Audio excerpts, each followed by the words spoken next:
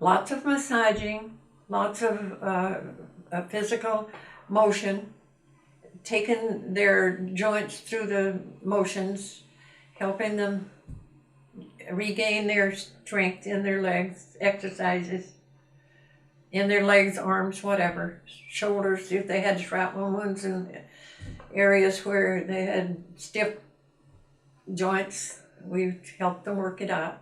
Oh yes, oh yes. If, especially the people whose legs were battered and injured, and they would let them walk through the bars, and when they could take their steps and not have to hold on to the bars, we would all give them cheers and hugs and yes, everybody was happy when those. I can remember one of the guys that were rolled in a cast from his chest down, all down to the bottom of his leg. He was so battered. And after the cast were off, then we had to work on the whole body. The massaging and muscle building, trying to get their muscles back in shape so they could function. I was ready to get out when the war ended. Steve, my husband, could get out on points. Now, a point system, like his age, let me think what other things were involved in his points, that he could get out on points. But my situation was that I would work until they didn't need therapists anymore, or until I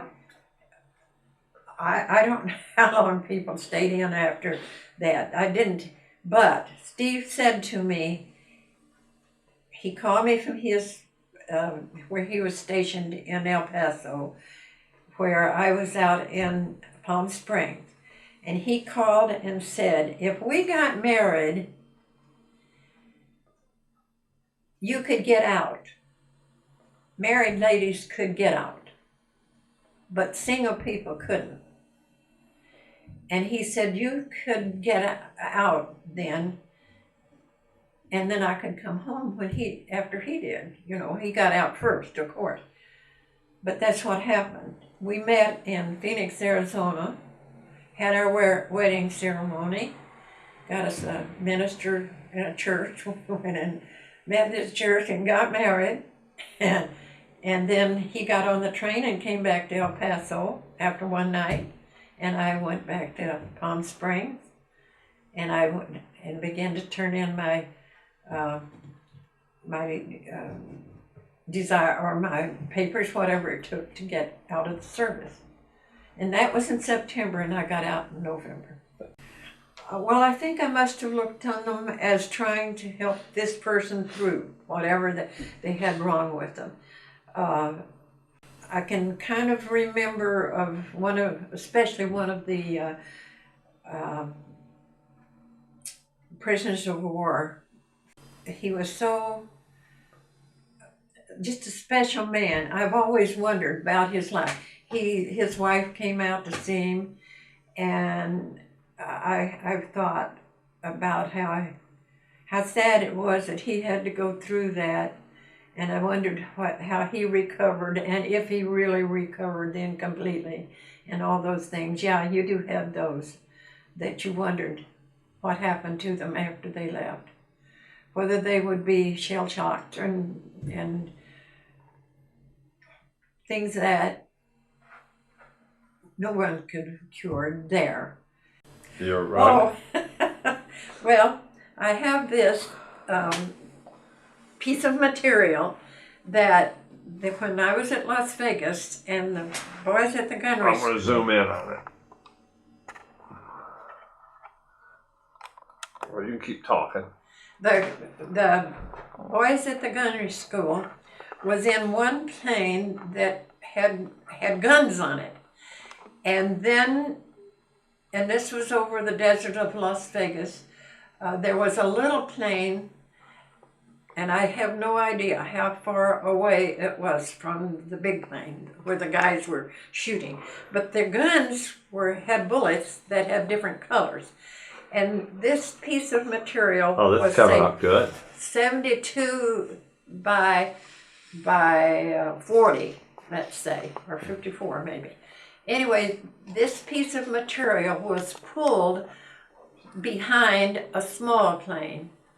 And while the big plane was X number of miles away from that plane, they were shooting at this, and I happened to be lucky enough to go up in the plane and watch them shoot at this little piece of material. And when we were in that plane, it looked so small that I... Turn it around so I can see the bigger holes.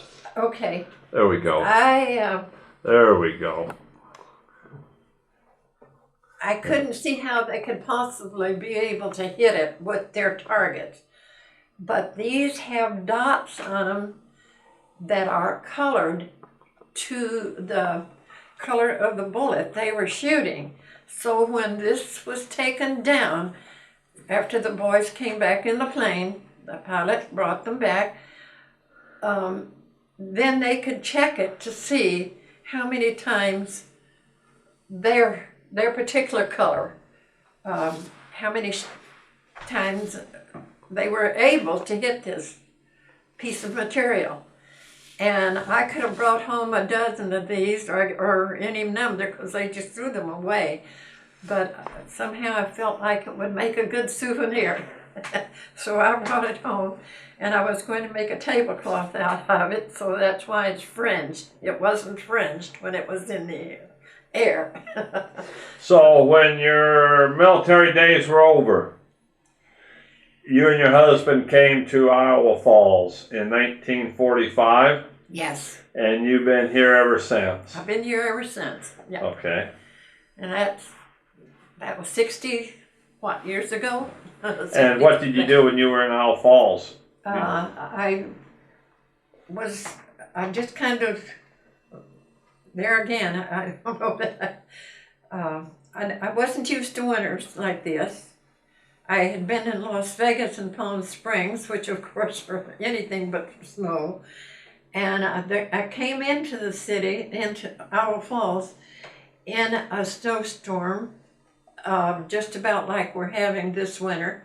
In fact, I didn't see the ground until in late March when we had, it was like this.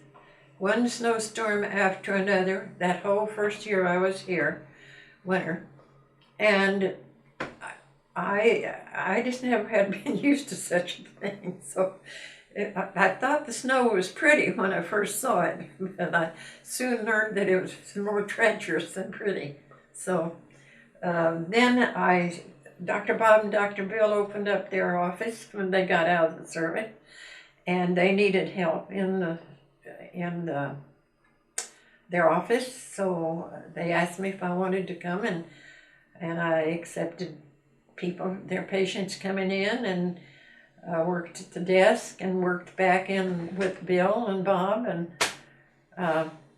then I retired from that when I had the girls and didn't work again until I managed to get a physical therapy department set up in the hospital. My husband made a bench, a table for me to set my patients on or lay them on when I was giving them treatments, back massages, whatever the case was. Worked for them down in that basement of the old hospital. And I worked there until in the 50s. I had a couple of major surgeries, and then I retired from that. When we got out of the service, he owned a coal company. And of course that was the thing. I mean, everybody tells about that. My husband, even before he was sent in the war, drafted. And he was 34 when he went in. but they finally began to need those men. So he had to go to the war and leave his coal business behind, and but then, of course, right after we got out of the service, oil came along. People began to put oil furnaces in, so the coal business began to peter off. Then after that, natural gas came in, so but a few people still had their coal furnaces. So he had some coal, and then he never did get into the oil. But then he and Vic Kronk joined as partners and had a heating and plumbing concern. And that was his business until they retired. All right. And then he worked at the golf course, and Oh, good. yeah. I just thoroughly gained more than anyone would ever know from my cotton picking days in Texas until I graduated from Stanford University and got my discharge from the hospital. Such a change in my life. It's phenomenal.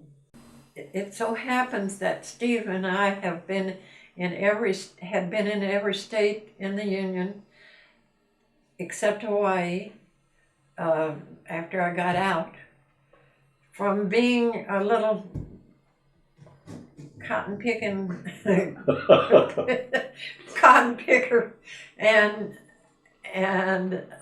went through the Dust Bowl days in Oklahoma, where we had day after day that you have whiteouts here with your snow.